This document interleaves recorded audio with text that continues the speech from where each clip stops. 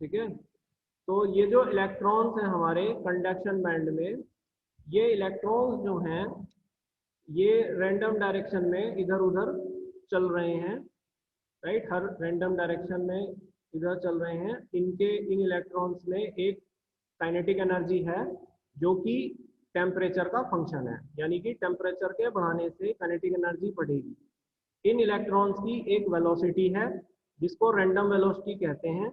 Again ये random velocity भी temperature का फंक्शन है, क्योंकि टेम्परेचर के बढ़ाने से रैंडम वेलोसिटी बढ़ेगी, काइनेटिक एनर्जी इलेक्ट्रॉन की बढ़ेगी। ये मैं केस ले रहा हूं जब तक मैंने बाहर से इलेक्ट्रिक फील्ड नहीं लगाया है, राइट। इसी तरह से मैं होल्स के लिए भी कह सकता हूं कि जो होल्स है मेरे वैलेंस बैंड में वो भी रैंडम मोशन कर रहे हैं। इन होल्स की एक रैंडम वेलोसिटी है, राइट, और इनकी एक अपनी काइनेटिक एनर्जी है। क्लियर।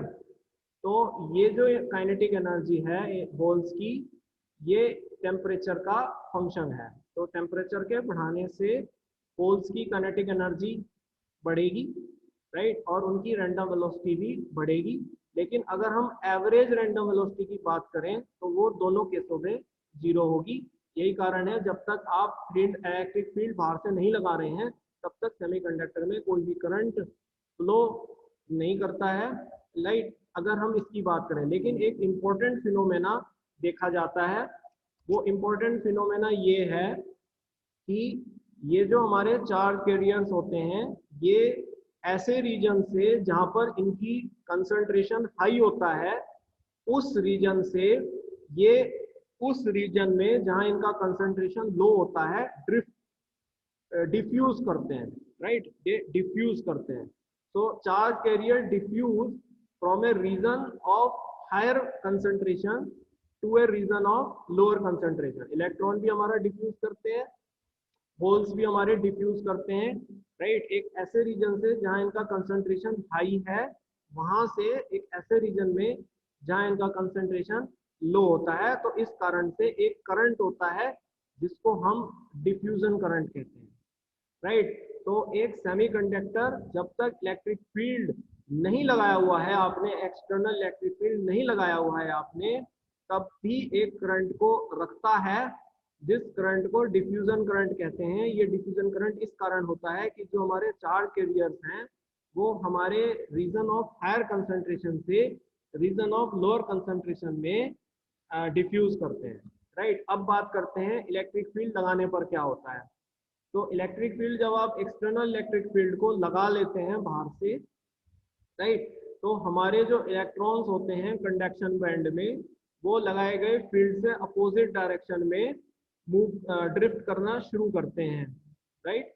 तो इस कारण से इनके पास एक वेलोसिटी होती है, राइट। एक्चुअली क्या है कि इन इलेक्ट्रॉन्स पर लगाए गए फील्ड के कारण एक फोर्स लगती है जिसके कारण ये एक्सेलरेट होते हैं, right, in a direction which is opposite to that of the applied field, और ये एक फाइनल वेलोसिटी को अटेन कर लेते हैं। इन फाइनल वेलोसिटीज का, ये फाइनल वेलोसिटीज सब इलेक्ट्रॉनों की डिफरेंट होती है, ठीक है। तो इन फाइनल वेलोसिटीज का जो एवरेज होता है उसको हम ड्रिफ्ट वेलोसिटी कहते हैं, राइट, उसको हम ड्रिफ्ट वेलोसिटी कहते हैं। और ये इलेक्ट्रॉन का अप्लाइड फील्ड के अपोजिट डायरेक्शन में चलना ड्रिफ्ट करंट कहलाता है। इसी तरह से होल्स के साथ होता है, जब हम अप्लाइड फील्ड बाहर से लगा रहे हैं तो होल्स जो हैं उसी डायरेक्शन में ट्रेवल करना, मूव करना शुरू करते हैं जिस डायरेक्शन में आपने अप्लाइड फील्ड को लगाया हुआ है। होल्स पर एक फोर्स लगती है, इस फोर्स के कारण होल्स जो हैं वो एक्सेलरेट हो जाते हैं और एक फाइनल वेलोसिटी को अटेन करते हैं जो कि होल्स से होल्स की डिफरेंट होती है, राइट, अलग अलग होती है। तो इन फाइनल वेलोसिटीज का जो एवरेज होता है उसको हम ड्रिफ्ट वेलोसिटी कहते हैं, ड्रिफ्ट वेलोसिटी ऑफ होल्स। और होल्स का लगाए गए फील्ड की सेम डायरेक्शन में ड्रिफ्ट करना एक ड्रिफ्ट करंट को कंस्टिट्यूट करता है। इस तरह सेमीकंडक्टर का जो टोटल ड्रिफ्ट करंट होता है वो electron drift current plus hole drift current होता है, दोनों का सम होता है। क्लियर।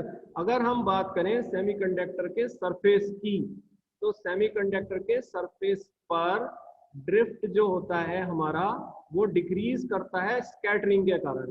तो इसी वजह से जो हमारा ड्रिफ्ट करंट होता है वो सरफेस के ऊपर कम होता है सेमीकंडक्टर के कंपेयर टू इनसाइड।